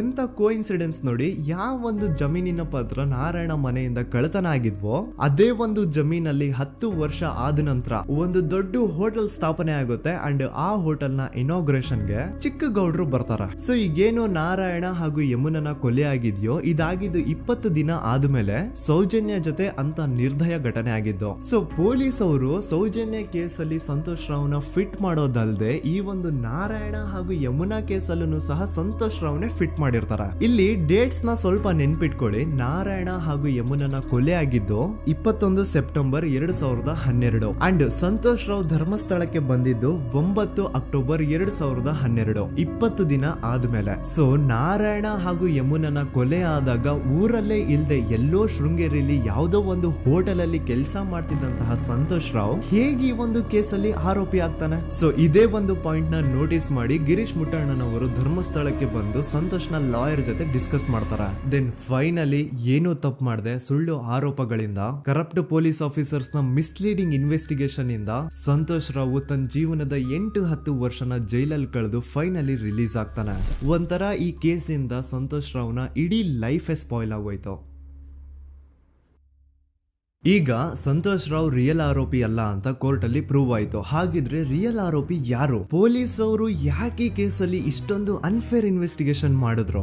ಯಾರ ರಿಯಲ್ ಹೆಸರನ್ನ ಮುಚ್ಚಿಡ್ಲಿಕ್ಕೆ ಪೊಲೀಸ್ ಆಫೀಸರ್ಸ್ ಈ ಒಂದು ಕೇಸಲ್ಲಿ ಸಂತೋಷ್ ರಾವ್ನ ಸಿಗ್ಹಾಕ್ಸಿದ್ರು? ಇದೆಲ್ಲ ಥಿಂಕ್ ಮಾಡ್ತಾ ಹೋದ್ರೆ ನೋಡಿ ಆ ಊರಲ್ಲಿ ಆ ಪೊಲೀಸ್ ಆಫೀಸರ್ಸ್ಗೆ ಲಂಚ ಕೊಡೋಷ್ಟು, ಒಂದು ಪೊಲೀಸ್ ಇನ್ವೆಸ್ಟಿಗೇಷನ್ ನ ಸ್ಟಾಪ್ ಮಾಡೋಷ್ಟು ಅಥವಾ ಇನ್ವೆಸ್ಟಿಗೇಷನ್ ನ ಮಿಸ್ಲೀಡ್ ಮಾಡೋಷ್ಟು ಇನ್ಫ್ಲುಯೆನ್ಸ್ ಆಗ್ಲಿ, ಪವರ್ ಆಗ್ಲಿ ಅಥವಾ ಮನಿ ಆಗ್ಲಿ ಊರಿನ ಗೌಡ್ರು ಹತ್ರ ಮಾತ್ರ ಇದ್ದಿದ್ದು. ಸೊ ಈಗ ಸಂಶಯದ ಮುಳ್ಳು ಗೌಡ್ರು ಕಡೆ ತಿರುಗುತ್ತಾ ನೋಡಿ. ಪೊಲೀಸ್ ಅವರು ಸುಮ್ನೆ ಸಂತೋಷ್ ರಾವ್ನ ನಾರಾಯಣ ಹಾಗೂ ಯಮುನಾ ಕೇಸಲ್ಲಿ ಫಿಟ್ ಮಾಡಿದ್ರು. ಈಗ ಆ ಒಂದು ಕೊಲೆ ಪ್ರಕರಣಕ್ಕೂ ಸಂತೋಷ್ ರಾವ್ಗೂ ಏನು ಸಂಬಂಧನೇ ಇರಲಿಲ್ಲ. ಹಂಗೆ ಥಿಂಕ್ ಮಾಡಿ ನಾರಾಯಣ ಸತ್ರೆ ಅಥವಾ ಅವನ ತಂಗಿ ಯಮುನಾ ಸತ್ರೆ ಯಾರಿಗ ಅಡ್ವಾಂಟೇಜ್ ಆಗುತ್ತೆ? ಊರಿನ ಗೌಡ್ರಿಗೆ, ಯಾಕಂದ್ರೆ ಅವ್ರಿಗ ಜಮೀನ್ ಸಿಗುತ್ತಾ. ಸೊ ಈಗ ನಾರಾಯಣ ಹಾಗೂ ಯಮುನಾ ಕೇಸಲ್ಲಿ ಸಂತೋಷ್ ರಾವ್ ಆರೋಪಿ ಅಲ್ಲ ಅಂತ ಪ್ರೂವ್ ಆದ್ಮೇಲೆ ಹಾಗಿದ್ರೆ ಆ ಕೊಲೆ ಮಾಡ್ದವ್ರು ಯಾರು ಅಂತ ಹಾಗೆ ಥಿಂಕ್ ಮಾಡಿದ್ರೆ ಗಿರೀಶ್ ಮುಟ್ಟಣ್ಣನವರಿಗೆ ಆ ಊರಿನ ಗೌಡ್ರ ಮೇಲೆ ಡೌಟ್ ಬರುತ್ತೆ. ಅದೇ ಒಂದು ಡೌಟ್ ಅಲ್ಲಿ ಗಿರೀಶ್ ಮುಟ್ಟಣ್ಣನವರು ಮಹೇಶ್ ತಿಮ್ರೊಡ್ಡಿ ಅಂತ ಇನ್ನೊಬ್ರ ಜೊತೆ ಸೇರ್ಕೊಂಡು ಈ ಹಿಂದೆ ಆ ಒಂದು ಊರಲ್ಲಿ ಆ ಧರ್ಮಸ್ಥಳದಲ್ಲಿ ಈ ಊರಿನ ಗೌಡ್ರು ಯಾವ್ದ್ಯಾವ್ದೆಲ್ಲ ಕ್ರೈಮ್ಗಳು ಮಾಡಿದಾರೆ ಅಂತ ಊರಿನ ಜನರಿಂದ ತಿಳ್ಕೊತಾರ. ನಂತರ ಆ ಊರಿನ ಜನ ಯಾವ್ದ್ಯಾವ್ದೆಲ್ಲ ಮ್ಯಾಟರ್ಸ್ ಹೇಳಿದ್ರು ಆ ಕೇಸ್ ಫೈಲ್ಸ್ ನೆಲ್ಲ ತಿರುಗಿಸಿ ಮುರುಗಿಸಿ ನೋಡಿದಾಗ ನೀವು ನಂಬಲ್ಲ, ಸೌಜನ್ಯ ಕೇಸ್ ಏನೇನು ಅಲ್ಲ, ಅದಕ್ಕಿಂತ ಭೀಕರ ಕೊಲೆಗಳು ಧರ್ಮಸ್ಥಳದಲ್ಲಿ ಆಗಿವೆ. ಅಂಡ್ ಎಲ್ಲಾ ಕೊಲೆಗಳ ಹಿಂದೆ ಗೌಡ್ರು ಕುಟುಂಬದ್ದೇ ಕೈ ಇದೆ ಅಂತ ಎದ್ದು ಕಾಣಿಸುತ್ತೆ. 1977 ವೇದಾವಲ್ಲಿ ಕೇಸ್. ಅಂಡ್ ಈ ಒಂದು ಪ್ರೈವೇಟ್ ಸ್ಕೂಲು ಬೇರೆ ಯಾರ್ದು ಅಲ್ಲ, ಆ ಗೌಡ್ರು ಕುಟುಂಬದ. ಈ ಸ್ಕೂಲ್ ಅಲ್ಲಿ 1977 ಅಲ್ಲಿ ವೇದಾವಲ್ಲಿ ಅಂತ ಒಬ್ರು ಟೀಚರ್ ವರ್ಕ್ ಮಾಡ್ತಿರ್ತಾರ. ವೇದಾವಲ್ಲಿ ಆ ಟೀಚರ್ ಜಾಬ್ಗೆ ತುಂಬಾನೇ ಓವರ್ ಕ್ವಾಲಿಫೈಡ್. ಅವರ ಕ್ವಾಲಿಫಿಕೇಶನ್ಸ್ ನ ಗಮನದಲ್ಲಿ ಇಟ್ಕೊಂಡ್ರೆ ಅವ್ರಿಗೆ HM ಅಥವಾ ಪ್ರಿನ್ಸಿಪಲ್ ನ ಪೋಸ್ಟ್ ಸಿಗ್ಬೇಕು. ಆದ್ರೂ ಸಹ ವೇದಾವಲ್ಲಿ ಆಸ್ ಎ ಟೀಚರ್ ಆಗಿನೇ ಕೆಲಸ ಮಾಡ್ಕೊಂಡು ಹೋಗ್ತಿರ್ತಾರ. ಒಮ್ಮೆ ಏನಾಗುತ್ತೆ, ಸ್ಕೂಲ್ ಅಲ್ಲಿ ಪ್ರಿನ್ಸಿಪಲ್ ನ ಪೋಸ್ಟ್ ಖಾಲಿ ಆಗುತ್ತೆ. ಅಂಡ್ ಆ ಒಂದು ಪೋಸ್ಟ್ ಗೆ ಎಲ್ರು ಏನ್ ಅನ್ಕೊಳ್ತಾರೆ, ವೇದಾವಲ್ಲಿನೇ ಸೆಲೆಕ್ಟ್ ಮಾಡೋದು ಅಂತ. ಆದ್ರೆ ವೇದಾವಲ್ಲಿಯ ಕ್ಯಾಸ್ಟ್ ಬೇರೆ ಇದೆ ಅನ್ನೋ ಒಂದೇ ಒಂದು ಕಾರಣಕ್ಕೆ ಆ ಪ್ರಿನ್ಸಿಪಲ್ ನ ಪೋಸ್ಟ್ ವೇದಾವಲ್ಲಿಗೆ ಸಿಗದೆ ಬೇರೆ ಯಾರನ್ನೋ ತಂದು ಕೂರಿಸ್ಬಿಟ್ಟಿರ್ತಾರ. ಇದರಿಂದ ಟೀಚರ್ ವೇದಾವಲ್ಲಿಗೆ ತುಂಬಾ ಕೋಪ ಬಂದು ಅವ್ರ ಸ್ಕೂಲ್ ಮುಂದೆ ಪ್ರೊಟೆಸ್ಟ್ ಮಾಡೋದ್ ಸ್ಟಾರ್ಟ್ ಮಾಡ್ತಾರ. ಅಂಡ್ ಈ ವಿಷಯ ಸ್ಕೂಲ್ ನ ಓನರ್ಸ್ ಗೆ ಇಷ್ಟ ಆಗಲ್ಲ. ಸೊ ಅವರು ಆ ಕೋಪನ ಹಾಗೆ ಮನ್ಸಲ್ಲಿ ಇಟ್ಕೊಂಡಿರ್ತಾರ. ಒಮ್ಮೆ ಏನಾಗುತ್ತೆ, ಸ್ಕೂಲ್ ರಜೆ ಇರುತ್ತೆ, ವೇದಾವಲ್ಲಿ ಮನೇಲಿ ಇರ್ತಾರ. ಅಂಡ್ ಅವ್ರ ಹಸ್ಬೆಂಡ್ ಡಾಕ್ಟರ್ ಅರಳೆ ಅವ್ರಿಗೆ ಯಾವ್ದೋ ಬೇರೆ ಊರಲ್ಲಿ ಒಂದು ಕಾಲೇಜ್ ಅಲ್ಲಿ ಸೆಮಿನಾರ್ ಏನೋ ಇರುತ್ತೆ. ಸೊ ಅವರು ಅಲ್ಲಿಗೆ ಹೋಗಿರ್ತಾರೆ. ಈಗ ಮನೇಲಿ ಇರೋದು ವೇದಾವಲ್ಲಿ ಒಂದೇ. ಇದೇ ಒಂದು ಅವಕಾಶನ ನೋಡ್ಕೊಂಡು ಯಾರೋ ವೇದಾವಲ್ಲಿ ಅವ್ರ ಮನೆಗೆ ನುಗ್ಗಿ ವೇದಾವಲ್ಲಿಗೆ ಹೊಡೆದು ನಂತರ ಅವ್ರನ್ನ ಜೀವಂತವಾಗಿ ಸುಟ್ಬಿಡ್ತಾರ. ಸ್ವಲ್ಪ ಹೊತ್ತು ನಂತರ ರಾತ್ರಿ ಆಗ್ತಿದ್ದಂಗೆ ಡಾಕ್ಟರ್ ಅರಳೆ ಅವರು ಮನೆಗೆ ವಾಪಸ್ ಬರ್ತಾರೆ. ಅಂಡ್ ಮನೆ ಒಳಗಡೆ ಬಂದ್ ನೋಡಿದ್ರೆ ವೇದಾವಲ್ಲಿ ಅವರು ಸತ್ ಹೋಗಿ ಅವರ ಬಾಡಿ ಸುಟ್ ಹೋಗಿ ನೆಲದ ಮೇಲೆ ಬಿದ್ದಿದೆ. ಹೆಂಡತಿನ ಕಳ್ಕೊಂಡಿರುವಂತಹ ದುಃಖನ ಸೈಡ್ಗೆ ಇಟ್ಟು ಡಾಕ್ಟರ್ ಅರಳೆ ಅವರು ಮೊದ್ಲು ಪೊಲೀಸ್ ಸ್ಟೇಷನ್ ಹೋಗ್ಬಿಟ್ಟು ನಮ್ ಮನೆಗೆ ನಾನು ಇಲ್ದೇ ಇರುವಂತಹ ಸಮಯನ ನೋಡ್ಕೊಂಡು ಯಾರೋ ಮನೆ ಒಳಗಡೆ ನುಗ್ಗಿ ನನ್ನ ಹೆಂಡತಿನ ಹೊಡೆದು ನಂತರ ಅವಳನ್ನ ತುಂಬಾ ಭೀಕರವಾಗಿ ಸಾಯಿಸಿದರೆ ಅಂತ ಪೊಲೀಸ್ ಅವ್ರಿಗೆ ರಿಪೋರ್ಟ್ ಕೊಡಕ್ ಹೋದ್ರೆ ಅಲ್ಲಿ ಪೊಲೀಸ್ ಅವರು ಉಲ್ಟಾ ಡಾಕ್ಟರ್ ಅರಳೆ ಮೇಲೆನೆ FIR ಬರ್ದು ನೀನೇ ನಿನ್ ಹೆಂಡತಿನ ಸಾಯಿಸಿದ್ಯಾ, ನಾಟಕ ಮಾಡಬೇಡ ಅಂತ ಅವ್ರನ್ನೇ ಅರೆಸ್ಟ್ ಮಾಡ್ಬಿಡ್ತಾರ. ನಂತರ 2-3 ವರ್ಷ ಜೈಲಲ್ಲೇ ಇದ್ದು ಡಾಕ್ಟರ್ ಅರಳೆ ಅವರು ತಮ್ಮ ಫ್ರೆಂಡ್ಸ್ ಅಂಡ್ ಫ್ಯಾಮಿಲಿ ಮೂಲಕ ಎವಿಡೆನ್ಸ್ ನೆಲ್ಲ ಕಲೆಕ್ಟ್ ಮಾಡಿಸಿ ತಾನ ಕೊಲೆನ ಮಾಡಿಲ್ಲ, ತಾನ್ ತನ್ನ ಹೆಂಡತಿನ ಸಾಯಿಸಿಲ್ಲ ಅಂತ ಕೋರ್ಟ್ ಅಲ್ಲಿ ಪ್ರೂವ್ ಮಾಡ್ಕೊಂಡು ಜೈಲಿಂದ ರಿಲೀಸ್ ಆಗ್ತಾರ. ಸೊ ಈಗ ಡಾಕ್ಟರ್ ಅರಳೆ ಅವರು ಈ ಒಂದು ಕ್ರೈಮ್ ನ ಮಾಡಿಲ್ಲ ಅಂತಂದ್ರೆ ವೇದಾವಲ್ಲಿನ ಅಷ್ಟು ಭೀಕರವಾಗಿ ಸಾಯಿಸಿದವ್ರು ಯಾರು, ಈ ವಿಷಯ ಇವತ್ತಿನವರೆಗೂ ಗೊತ್ತಾಗಿಲ್ಲ. 1986 ಅಲ್ಲಿ ನಡೆದಂತಹ ಪದ್ಮಲತಾ ಕೇಸ್. ಪದ್ಮಲತಾ ಅವ್ರ ತಂದೆ ಕಮ್ಯುನಿಸ್ಟ್ ಪಾರ್ಟಿನ ಲೀಡರ್ ಇರ್ತಾರೆ. ಅವ್ರ ರಿಯಲ್ ನೇಮ್ ಏನು ಅಂತ ನಮಗ್ ಗೊತ್ತಾಗಿಲ್ಲ, ಬಟ್ ಈ ವಿಡಿಯೋದಲ್ಲಿ ಅವ್ರ ಹೆಸರು ಲಕ್ಷ್ಮಣ್ ಅಂತ ಅನ್ಕೊಳ್ಳಿ. ಸೊ ಕಮ್ಯುನಿಸ್ಟ್ ಪಾರ್ಟಿನ ಲೀಡರ್ ಇರುವಂತಹ ಲಕ್ಷ್ಮಣ್ ಅವ್ರಿಗೆ ಊರಲ್ಲಿ ತುಂಬಾನೇ ಸಪೋರ್ಟ್ ಇರುತ್ತೆ. ಊರಿನ ಜನರ ಫೇವ್ರೇಟ್ ಇರ್ತಾರೆ ಇವರು. ಅಂಡ್ ಅದೇ ವರ್ಷ ಅಂದ್ರೆ 1986 ಅಲ್ಲಿ ಪಂಚಾಯತ್ ಎಲೆಕ್ಷನ್ ಬೇರೆ ಇರುತ್ತೆ. ಅಂಡ್ ಎಲ್ರಿಗೂ ಗೊತ್ತಿತ್ತು ಲಕ್ಷ್ಮಣೆ ಗೆಲ್ಲೋದು ಅಂತ. ಆ ಪಂಚಾಯತ್ ಎಲೆಕ್ಷನ್ ಅಲ್ಲಿ ಲಕ್ಷ್ಮಣ್ನ ಆಪೋಸಿಟ್ ಗೌಡ್ರಿಗೆ ತುಂಬಾ ಬೇಕಾಗಿರೋರು ಒಬ್ರು ನಿಂತಿರ್ತಾರ. ಅಂಡ್ ಅವ್ರಿಗೂ ಗೊತ್ತಿತ್ತು ಎಲೆಕ್ಷನ್ ಏನಾದ್ರು ಆದ್ರೆ ಲಕ್ಷ್ಮಣ ಎಲೆಕ್ಷನ್ ಅಲ್ಲಿ ಗೆಲ್ಲೋದು ಅಂತ. ಸೊ ಎಲ್ಲಿ ಸೋತೋಗ್ಬಿಡ್ತೀವೋ ಅನ್ನೋ ಭಯಕ್ಕೆ ಆ ಗೌಡ್ರು ಕಡೆ ಅವ್ರು ಏನ್ ಮಾಡ್ತಾರೆ, ಲಕ್ಷ್ಮಣ್ನ ಅಪ್ರೋಚ್ ಮಾಡಿ ಮುಚ್ಕೊಂಡು ಈ ಪಂಚಾಯತ್ ಎಲೆಕ್ಷನ್ ಅಲ್ಲಿ ನಿನ್ ನಾಮಿನೇಷನ್ ನ ಕ್ಯಾನ್ಸಲ್ ಮಾಡು ಅಂತ ವಾರ್ನಿಂಗ್ ಕೊಡ್ತಾರ. ಆದ್ರೆ ಲಕ್ಷ್ಮಣ್ ಅವರು ಅಂಜದೆ ನೀವ್ ಏನ್ ಮಾಡ್ತಿರೋ ಮಾಡ್ಕೊಳ್ರಿ, ಆದ್ರೆ ನಾನ್ ಮಾತ್ರ ನಾಮಿನೇಷನ್ ನ ಕ್ಯಾನ್ಸಲ್ ಮಾಡಲ್ಲ ಅಂತ ಆ ಗೌಡ್ರು ಕುಟುಂಬನ ಎದುರು ಹಾಕೋತಾರ. ದೆನ್ ಎಂತ ಕೋಇನ್ಸಿಡೆನ್ಸ್ ನೋಡಿ, ನೆಕ್ಸ್ಟ್ ಡೇನೆ ಲಕ್ಷ್ಮಣ್ ಅವ್ರ ಮಗಳು ಪದ್ಮಲತಾ ಕಿಡ್ನಾಪ್ ಆಗ್ತಾಳ. ಸುಮಾರು 56 ದಿನ ಅವಳನ್ನ ಯಾರೋ ಕಿಡ್ನಾಪ್ ಮಾಡ್ತಾರೆ. ಅಂಡ್ ಆ 56 ದಿನ ಡೈಲಿ ಅವಳನ್ನ ಶೋಷಣೆ ಕೂಡ ಮಾಡ್ತಾರ. ನಂತರ 56 ದಿನ ಆದ್ಮೇಲೆ ಪದ್ಮಲತನ ಬಾಡಿ ನೇತ್ರಾವತಿ ನದಿಲಿ ತೇಲ್ತಾ ಸಿಗುತ್ತಾ. ಆಸ್ ಎಕ್ಸ್ಪೆಕ್ಟೆಡ್ ಈ ಕೇಸಲ್ಲೂ ಪೊಲೀಸ್ ಅವ್ರ ಕಡೆಯಿಂದ ಪ್ರಾಪರ್ ಇನ್ವೆಸ್ಟಿಗೇಷನ್ ಆಗಲ್ಲ. ಅಂಡ್ ಯಾರ್ ಪದ್ಮಲತನ ಕಿಡ್ನಾಪ್ ಮಾಡಿದ್ರು, ಯಾರು ಅವಳನ್ನ 15 ದಿನವರೆಗೂ ಶೋಷಣೆ ಮಾಡಿ ನಂತರ ಅವಳನ್ನ ಅಷ್ಟು ಭೀಕರವಾಗಿ ಸಾಯಿಸಿದ್ರು ಅಂತ ಇವತ್ತಿನ ದಿನದವರೆಗೂ ಗೊತ್ತಾಗಿಲ್ಲ. ಮತ್ತೆ ನಮಗೆ ಗೊತ್ತಾದದು 22ಕ್ಕೆ ಸ್ಕೂಲ್ ಡೇ 56 ದಿನ ಕಳೆದು ಹೊಳೆಯಲ್ಲಿ ಹೆಣ ಉಂಡು ಅಂತ ಕೇಳಿ ಪೊಲೀಸಿನವರು ಬರುವಾಗ ಬಂದು ಹೇಳುವಾಗ ನಮಗೆ ಗೊತ್ತಾಗ ಅವರು ನನ್ನನ್ನು ಕರ್ಕೊಂಡು ಹೋಗಿ ಅಲ್ಲಿ ಹೋಗಿವೆ. ಇನ್ನೊಂದು ಲಾಸ್ಟ್ ಕೇಸ್ ಇದೆ, ಇದು ಅರ್ಲಿ 2000 ಅಲ್ಲಿ ನಡೆದಿರೋದು. ಇವ್ರದ್ದು ಅಷ್ಟಾಗಿ ಡೀಟೇಲ್ಸ್ ನಾನು ಹೇಳಲ್ಲ, ಜಸ್ಟ್ ಮೇಲ್ ಹೇಳ್ತೇನೆ. 2000 ಇಸ್ವಿಯಲ್ಲಿ ಧರ್ಮಸ್ಥಳದಲ್ಲಿ 2 ಫಿನಾನ್ಸ್ ಬ್ಯಾಂಕ್ ಇರ್ತಾವೆ. ಒಂದು ಅಗೇನ್ ರಿಯಲ್ ನೇಮ್ ತಗೊಳ್ಳೋದು ಬೇಡ, ಲೈಕ್ ಜಸ್ಟ್ ಸಹಕಾರ ಗ್ರಾಮೀಣ ಬ್ಯಾಂಕ್ ಅನ್ಕೊಳ್ಳಿ. ಅಂಡ್ ಇನ್ನೊಂದು ಬಂದ್ಬಿಟ್ಟು ಫೈನಾನ್ಸ್ ಪ್ರೈವೇಟ್ ಲಿಮಿಟೆಡ್ ಬಂದು ಗೌಡ್ರು ಕುಟುಂಬ ಅವ್ರಿಗೆ ಸೇರಿದ್ದು. ಆ ಕಡೆ ಇವ್ರ ಆಪೋಸಿಟ್ ಏನದು ಗ್ರಾಮೀಣ ಬ್ಯಾಂಕ್ ಇತ್ತು, ಅದರಲ್ಲಿ ಒಬ್ಬ ಮ್ಯಾನೇಜರು ಬಡವ್ರಿಗೆ ಸಹಾಯ ಆಗ್ಲಿ ರೈತರಿಗೆ ಸಹಾಯ ಆಗ್ಲಿ ಅಂತ ತುಂಬಾ ಕಡಿಮೆ ಬಡ್ಡಿಗೆ ಲೋನ್ ಕೊಡ್ತಿರ್ತಾನೆ. ಇದರಿಂದಾಗಿ ಧರ್ಮಸ್ಥಳದಲ್ಲಿ ಆಲ್ಮೋಸ್ಟ್ ಎಲ್ಲಾ ಕಸ್ಟಮರ್ಸ್ ಆ ಗ್ರಾಮೀಣ ಬ್ಯಾಂಕ್ ಕಡೆಗೆ ಹೋಗ್ತಿರ್ತಾರೆ, ಪ್ರೈವೇಟ್ ಲಿಮಿಟೆಡ್ ಕಡೆಗೆ ಯಾರು ಬರ್ತಿರಲ್ಲ. ಇದರಿಂದ ಗೌಡ್ರಿಗೆ ಲಾಸ್ ಆಗ್ತಿರುತ್ತ. ಸೊ ಅವ್ರೇನ್ ಮಾಡ್ತಾರೆ, ಆ ಗ್ರಾಮೀಣ ಬ್ಯಾಂಕ್ ನ ಮ್ಯಾನೇಜರ್ ಏನಿದ್ನೋ ಅವನ್ಗೆ ಒಂದು ಸ್ವೀಟ್ ವಾರ್ನಿಂಗ್ ಕೊಡ್ತಾರ. ಮುಚ್ಕೊಂಡು ಇನ್ಮೇಲೆ ಇಂದ ನಿನ್ ಲೋನ್ಸ್ ಕೊಡೋದನ್ನ ನಿಲ್ಸ್ಬಿಡು. ಇನ್ ಕೇಸ್ ಲೋನ್ ಕೊಟ್ರು ನಾವ್ ಯಾವ ಇಂಟ್ರೆಸ್ಟ್ ರೇಟ್ ಗೆ ಲೋನ್ ನ ಕೊಡ್ತಾ ಇದೀವೋ ಅದೇ ರೇಟ್ ಗೆ ನೀನು ಕೊಡುವ ಅಂತ ಫೋರ್ಸ್ ಮಾಡ್ತಾರ. ಆದ್ರೆ ಆ ಗ್ರಾಮೀಣ ಬ್ಯಾಂಕ್ ನ ಮ್ಯಾನೇಜರ್ ಇದ್ಯಾವುದನ್ನು ಕಿವಿಗೆ ಹಾಕೊಳ್ಳಾರ್ದೆ ಅವನ್ ಕೆಲಸ ಅವ್ನ್ ಮಾಡ್ಕೊಂಡು ಹೋಗ್ತಾನ. ದೆನ್ ಸಡನ್ಲಿ ಒಂದು ದಿನ ಬ್ಯಾಂಕ್ ಮ್ಯಾನೇಜರ್ ನ ಹೆಂಡತಿನ ಮನೆ ಒಳಗಡೆನೆ ನುಗ್ಗಿ ಯಾರು ಮಾಡಿ ತುಂಬಾ ಭೀಕರವಾಗಿ ಸಾಯಿಸ್ಬಿಡ್ತಾರ. ಇದ್ರ ರಿಗಾರ್ಡಿಂಗ್ ಆ ಬ್ಯಾಂಕ್ ಮ್ಯಾನೇಜರ್ ಪೊಲೀಸ್ ಸ್ಟೇಷನ್ ಅಲ್ಲಿ ಕಂಪ್ಲೇಂಟ್ ಕೊಡಕ್ ಹೋದ್ರೆ ಪೊಲೀಸ್ ಅವರು ಉಲ್ಟಾ ಆ ಬ್ಯಾಂಕ್ ಮ್ಯಾನೇಜರ್ ಹೆಸರಲ್ಲೇ FIR ಬರ್ದು ನೀನೇ ನಿನ್ ಹೆಂಡತಿನ ಸಾಯಿಸಿದ್ಯಾ ಅಂತ ಅವನ್ನೇ ಅರೆಸ್ಟ್ ಮಾಡ್ಬಿಡ್ತಾರ. ನಂತರ 1-2-3 ವರ್ಷ ಆ ಬ್ಯಾಂಕ್ ಮ್ಯಾನೇಜರ್ ಜೈಲಲ್ಲಿ ಇರ್ತಾನೆ. ಅದಾದ್ಮೇಲೆ ಅವನ ಕ್ರೈಮ್ ನ ಮಾಡಿಲ್ಲ ಅಂತ ಕೋರ್ಟ್ ಅಲ್ಲಿ ಪ್ರೂವ್ ಆಗುತ್ತೆ. ಆದ್ರೆ ರಿಯಲ್ ಕ್ರೈಮ್ ಮಾಡಿದವರು ಯಾರು ಅಂತ still it's A question mark. And ಇನ್ನೊಂದು ನಾರಾಯಣ ಅಂಡ್ ಯಮುನಾ ಕೇಸ್ ಬಗ್ಗೆ ಅಂತೂ ನಾನು ಆಗ್ಲೇ ನಿಮ್ಗೆ ಎಕ್ಸ್ಪ್ಲೇನ್ ಮಾಡಿದೆ. ಸೊ ಎಂತ ಕೋಇನ್ಸಿಡೆಂಟ್ಸ್ ಗಳು ನೋಡಿ, ಯಾರೆಲ್ಲ ಆ ಧರ್ಮಸ್ಥಳದಲ್ಲಿ ಗೌಡ್ರು ಕುಟುಂಬನ ಎದುರಾಕೊಂಡಿದಾರೋ ಅವ್ರ ಜೀವನದಲ್ಲಿ ಏನೋ ಒಂದು ತುಂಬಾ ದೊಡ್ಡ ದುರಂತ ನಡೆದು ಹೋಗುತ್ತಾ. ಅಂಡ್ ಸರ್ಪ್ರೈಸಿಂಗ್ಲಿ ಅವ್ರ ಕೇಸಲ್ಲಿ ಪೊಲೀಸ್ ಅವ್ರ ಕಡೆಯಿಂದ ಪ್ರಾಪರ್ ಇನ್ವೆಸ್ಟಿಗೇಷನ್ ಆಗಲ್ಲ. ಅಂಡ್ ಯಾರ ಕ್ರೈಮ್ ನ ಮಾಡಿದ್ರು ಅಂತ ಯಾವತ್ತೂ ಹೊರಗ್ ಬರೋದೇ ಇಲ್ಲ. ಸೊ ಈ ಗೌಡ್ರು ಕುಟುಂಬದವರು ಧರ್ಮಸ್ಥಳದಲ್ಲಿ ಬೇಜನ್ ಕರ್ಮಕಾಂಡಗಳನ್ನ ಮಾಡಿದ್ದಾರೆ. ಅಂಡ್ ಅವ್ರ ಪವರ್ ಅಂಡ್ ಅವ್ರಿಗಿರುವಂತಹ ಇನ್ಫ್ಲೂಯೆನ್ಸ್ ಇಂದ ಆ ಎಲ್ಲಾ ಕೇಸ್ ನ ಮುಚ್ಚಾಕಿದ್ದಾರೆ ಅಂತ ಮಹೇಶ್ ಹಾಗೂ ಗಿರೀಶ್ ಮುಟ್ಟಣ್ಣನವರ ಹೇಳಿಕೆ ಆಗಿದೆ. ಸೊ ಗೌಡ್ರು ಫ್ಯಾಮಿಲಿನ ಟ್ರ್ಯಾಕ್ ರೆಕಾರ್ಡ್ ನೋಡಿದ್ರೆ ಧರ್ಮಸ್ಥಳದಲ್ಲಿ ಒಂದು ಹುಡುಗಿನ ರೇಪ್ ಅಂಡ್ ಮರ್ಡರ್ ಮಾಡಿ ದೆನ್ ಪೊಲೀಸ್ ಅವ್ರಿಗೆ ಲಂಚ ಕೊಟ್ಟು ಇನ್ವೆಸ್ಟಿಗೇಷನ್ ನ ಮಿಸ್ಲೀಡ್ ಮಾಡೋಷ್ಟು ಪವರ್ ಇನ್ಫ್ಲೂಯೆನ್ಸ್ ಈ ಗೌಡ್ರು ಕುಟುಂಬಕ್ಕೆ ಮಾತ್ರ ಇರೋದು. ಈಗ ಸಂತೋಷ್ ರಾವ್ ಅಂತೂ ಸೌಜನ್ಯ ಕೇಸಲ್ಲಿ ಆರೋಪಿ ಅಲ್ಲ ಅಂತ ಪ್ರೂವ್ ಆಯ್ತು. ಹಾಗಿದ್ರೆ ರಿಯಲ್ ಆರೋಪಿ ಯಾರು? ನೆನಪು ಮಾಡ್ಕೊಳ್ಳಿ, 11 ಅಕ್ಟೋಬರ್ 2012 ಸಂಜೆ 5 ಗಂಟೆ ಹಾಗೆ ಬಾಹುಬಲಿ ಬೆಟ್ಟದಲ್ಲಿ ಸಂತೋಷ್ ರಾವ್ ತನ್ನ ಪಾಡಿಗೆ ತಾನು ಸೀನರೀಸ್ ನ ಎಂಜಾಯ್ ಮಾಡ್ಕೊಂಡು ಸುಮ್ನೆ ಕೂತಿರ್ಬೇಕಾದ್ರೆ ಅವನ ಹತ್ರ 5 ಜನ ಕಿಡಿಗೇಡಿಗಳು ಬಂದು ಜಗಳ ತೆಗಿತಾರ. ಆ 5 ಜನ ಕಿಡಿಗೇಡಿಗಳು ಯಾರು ಅಂತ ನಾನು ಇಲ್ಲಿವರೆಗೂ ನಿಮ್ಗೆ ಹೇಳಿಲ್ಲ. ಸೊ ಅವರು ಬೇರೆ ಯಾರು ಅಲ್ಲ, ಚಿಕ್ಕ ಗೌಡ್ರು ಮಗ ನಿಶಾಂತ್ ಜೈನ್ ನ ವೆರಿ ಕ್ಲೋಸ್ ಫ್ರೆಂಡ್ಸ್. ಅವ್ರು ದಣಿ ಮಾಡಿರುವಂತಹ ಕ್ರೈಮ್ ಅಲ್ಲಿ ಬೇರೆ ಯಾರನ್ನಾದ್ರೂ ಸಿಗಿಸ್ಬೇಕಲ್ಲ ಅಂತ ಇವ್ರು ಬಕ್ರ ಹುಡುಕ್ತಾ ಇರ್ಬೇಕಾದ್ರೆ ಆಗ ಇವ್ರಿಗೆ ಸಿಗೋದೆ ಸಂತೋಷ್ ರಾವ್. ಅಗೇನ್ ಇನ್ನೊಂದು ಎಂತ ಕೋಇನ್ಸಿಡೆನ್ಸ್ ನೋಡಿ, ಸಂತೋಷ್ ರಾವ್ ಸೌಜನ್ಯ ಕೇಸಲ್ಲಿ ಅರೆಸ್ಟ್ ಆದ ನಂತರ ಚಿಕ್ಕ ಗೌಡ್ರು ಮಗ ನಿಶಾಂತ್ ಜೈನ್ ದೇಶನೇ ಬಿಟ್ಟು ಹೋಗ್ಬಿಡ್ತಾನ. ಈ ಕೇಸಲ್ಲಿ ಚಿಕ್ಕ ಗೌಡ್ರು ಮಗ ಇನ್ವಾಲ್ವ್ಮೆಂಟ್ ಇದೆ ಅಂತ ಯಾರಿಗೂ ಡೌಟೇ ಬರ್ತಾ ಇರ್ಲಿಲ್ಲ. ಡೌಟ್ ಯಾವಾಗ ಬಂತು ಅಂದ್ರೆ ಆ 5 ಜನ ಕಿಡಿಗೇಡಿಗಳು ಯಾರು ಸಂತೋಷ್ನ ಈ ಒಂದು ಕೇಸಲ್ಲಿ ಸಿಗಾಕ್ಸಿದ್ರು ಆ 5 ಜನರಲ್ಲಿ ಒಬ್ಬ ರವಿ ಪೂಜಾರಿ ಅಂತಾನು ಇರ್ತಾನೆ.